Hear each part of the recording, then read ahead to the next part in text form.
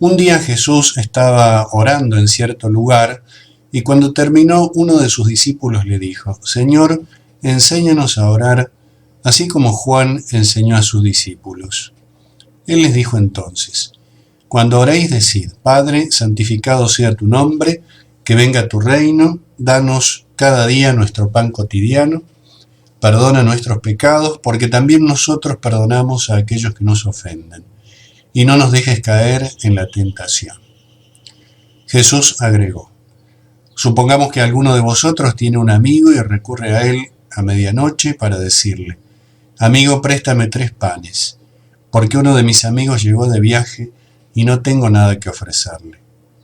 Y desde adentro él le responde: No me fastidies, ahora la puerta está cerrada y mis hijos y yo estamos acostados. No puedo levantarme para dártelos.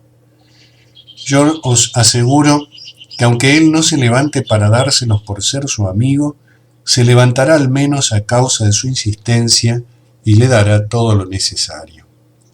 También os aseguro: pedid y se os dará, buscad y encontraréis, llamad y se os abrirá.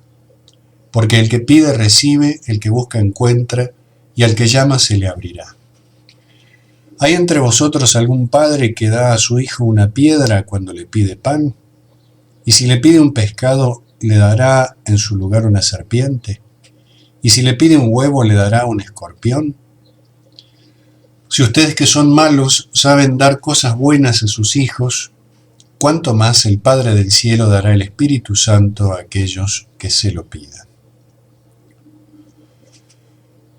No podemos explicar en pocas palabras la oración por excelencia, incluso más, en cierta manera no es una oración que pueda explicarse, que pueda desentrañarse totalmente, pero es la oración que se encuentra en el corazón mismo del Evangelio.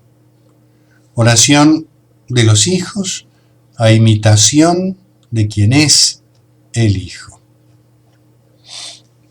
Su profundidad es abismal y nuestra mirada y nuestra comprensión demasiado pobre, demasiado precaria. Acostumbrados a mirar la superficie de las cosas, habituados a ver tan poco y tan mal, nos cuesta alcanzar los sentidos más hondos en los que se encuentran los fundamentos de esta maravilla que llamamos el Padre Nuestro. La verdadera oración es la que nos une con Dios por la caridad. Por eso no se trata de decir muchas palabras, sino en primer término de recibir la palabra. Nos dice el Evangelio de San Mateo en el capítulo 6, tú en cambio cuando vayas a orar, entra en tu aposento y después de cerrar la puerta ora a tu Padre que está allí en lo secreto. Y tu Padre que ve en lo secreto te recompensará. Y al orar no charléis mucho como los gentiles, que se figuran que por su palabrería van a ser escuchados. No seáis como ellos, porque vuestro Padre sabe lo que necesitáis antes de pedírselo. El valor de la oración depende del amor con que se hace, del amor que habita en las honduras del alma cristiana, más precisamente del amor filial, con mayor razón en este caso, del amor de los hijos para con el Padre Celestial. Esta oración de Jesús, y desde allí toda oración auténtica, no es mera comunicación con Dios.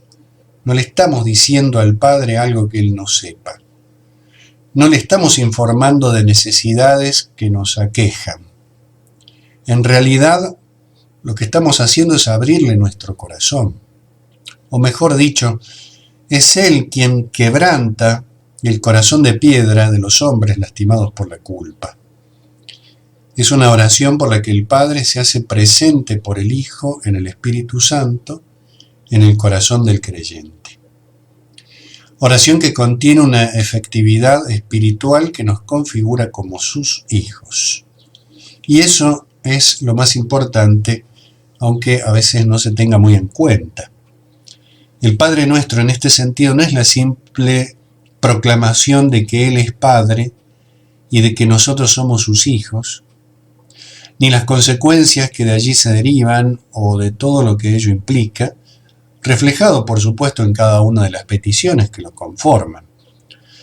La oración de Jesús contiene un poder, una fuerza eficaz que actúa por la caridad, que poco a poco nos va convirtiendo en verdaderos hijos. Porque en el fondo esa es la petición fundamental, ser hijos, vivir como hijos, porque el Padre, como Padre, engendra en nosotros esa vida filial. Toda oración verdadera tiene relación con el Padre Nuestro, porque toda oración verdadera es filial. Son los hijos quienes ruegan a su Padre, quienes le piden perdón, quienes le agradecen, quienes lo alaban. No es casual que el principal acto de culto de la Iglesia, en torno al cual gira toda su vida, el sacrificio eucarístico, sea acción de gracias, Eucaristía, acción de gracias del Hijo al Padre. La Eucaristía es la proclamación configuradora más efectiva y más importante de que Dios es nuestro Padre. El Padre nuestro es lo que Cristo dirá como su última palabra, de otra manera por supuesto, pero como un resumen, lo que Cristo dirá en lo alto de la cruz. Las últimas palabras que nos presenta de Cristo en su pasión en el Evangelio de San Lucas. Padre, en tus manos encomiendo mi espíritu.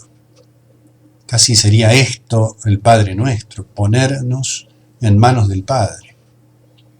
Solo Él puede decir semejantes palabras y nosotros solo porque Él las ha dicho. Y entonces nuestra oración ya no es nuestra, sino de Dios en nosotros. Esa expresión tan importante de San Pablo en la carta a los Romanos, en el capítulo 8, donde nos dice: y de igual manera el Espíritu viene en ayuda de nuestra flaqueza, pues nosotros no sabemos pedir como conviene. No sabemos orar como conviene. Mas el Espíritu mismo intercede por nosotros con gemidos inefables. Hay que subrayar muy bien esta incapacidad, esta limitación que Pablo destaca, ese no sabemos orar. En cambio, el Padre sabe, como nos dice el Evangelio de San Mateo. Solo puede resolverse esta incapacidad, esta limitación, a la luz de la obra de Dios que actúa en nosotros. Ese no sabemos es prácticamente un no podemos. ¿Cómo podríamos dirigirnos a Dios?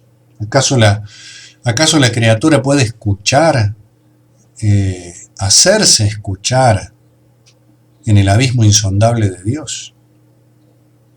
Si no percibimos esta infinita distancia, tampoco agradeceremos nunca verdaderamente la más íntima cercanía que el Padre tiene con nosotros.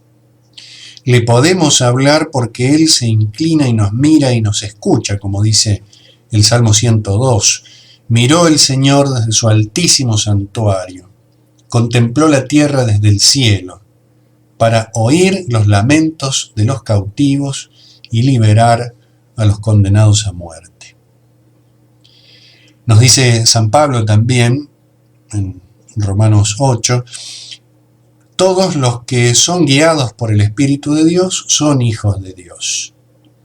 Pues no recibisteis un espíritu de esclavos para recaer en el temor, antes bien, recibisteis un espíritu de hijos adoptivos que nos hace exclamar: Abba, Padre.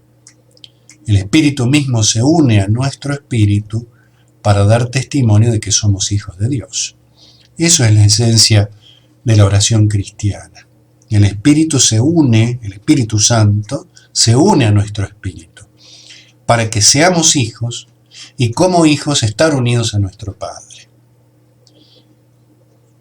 Es su voz la que clama a través de nuestro espíritu.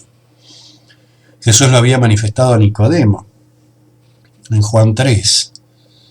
En verdad te digo, el que no nazca de agua y de espíritu no puede entrar en el reino de Dios. No puede. Lo nacido de la carne es carne, lo nacido del espíritu es espíritu. No te asombres de que te haya dicho, tenéis que renacer de lo alto. El viento sopla donde quiere y oyes su voz, pero no sabes de dónde viene ni a dónde va. Así es todo el que nace del Espíritu. La oración como un misterio también vinculante entre Dios y nosotros. El Espíritu Santo aparece en el misterio de la obra de Cristo, desde antiguo en los profetas y en la cumbre de la profecía con Juan Bautista. Lucas 1:15, estará lleno de Espíritu Santo ya desde el seno de su madre. Por eso salta de alegría cuando Jesucristo va a su encuentro en las entrañas purísimas de María. Luego, en la encarnación del Verbo, cuando el ángel le dice a María Santísima, el Espíritu Santo vendrá sobre ti y el poder del Altísimo te cubrirá con su sombra. Por eso el que ha de nacer será santo y será llamado Hijo de Dios. Y conduciendo misteriosamente a Cristo en este mundo desértico, nos dice San Lucas también, Jesús lleno de Espíritu Santo se volvió del Jordán y era conducido por el Espíritu en el desierto. Jesús volvió a Galilea por la fuerza del Espíritu, hasta que Jesucristo mismo nos lo entregue desde lo alto de la cruz.